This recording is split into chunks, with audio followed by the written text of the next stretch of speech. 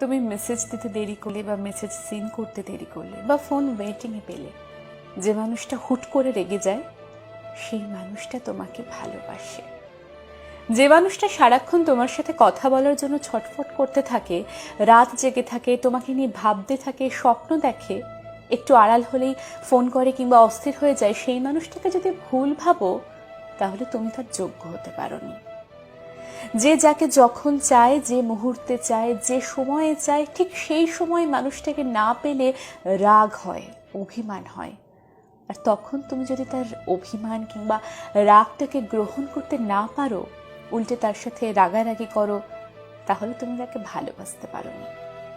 তোমার ফেসবুক আইডিতে কে কি কমেন্ট করলো, কে রিয়্যাক্ট করলো, তুমি কি রিপ্লাই দিলে, তুমি কোথায় কি রিয়্যাক্ট দিলে, কি কমেন্ট করলে, এসব কিন্তু মানুষ এমনি এমনি নজর রাখে না।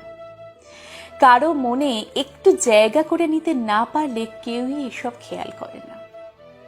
নিজের মানুষটাকে কেউই এক মুহূর্তের জন্য হলেও আড়ালে দেখতে চায় না। সবসময় চায় প্রতিটা মুহূর্ত এই মানুষটা একান্ত নিজের হয়ে থাকুক, তার জন্য অপেক্ষা করুক, তাকে নিয়ে একটু ভাবুক। মানুষটা যেন একান্ত নিজের হয়, যার সাথে থাকবে না অন্য কারোর যোগাযোগ। এত মানুষ থাকার পরও কেউ একজন তোমার উপর রাগ অভিমান করে, আর এটা যদি তুমি বুঝতে না পারো কিংবা বুঝেও যদি না বোঝার ভান করে থাকো, তাহলে দেখবে কোনো একদিন মানুষটা তোমার উপর রাগ অভিমান করছে না, মানুষটা বদলে গেছে। মানুষ তখনই বদলে যায় যখন সে তার রাগ অভিমানের মূল্য পায় না। প্রতিবার নিজেই নিজের রাগ অভিমান ভাঙাতে হয়, তখন সে ধীরে ধীরে রাগ অভিমান করা ভুলে যায়। মানুষটা ভিতর থেকে তখন একটু একটু করে মরে যায়। এত মানুষের ভিড়ে কেউ তোমার উপর অধিকার খাটাচ্ছে, তোমাকে চোখে চোখে রাখছে, তোমার ভুল ত্রুটি বলে দিচ্ছে, আর এইসব যদি তোমার বিরক্ত লাগে, তাহলে তুমি তার ভালোবাসা পাওয়ার যোগ্যতা অর্জন করতে পারোনি।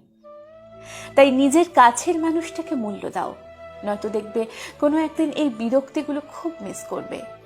যখন কেউ রাগ অভিমান করবে না কিংবা অধিকার দেখাবে না, সেদিন বুঝবে তুমি কি পেয়ে কি হারালে। সেদিন সব ঠিক থাকবে, শুধু সেই মানুষটা আর তোমার থাকবে।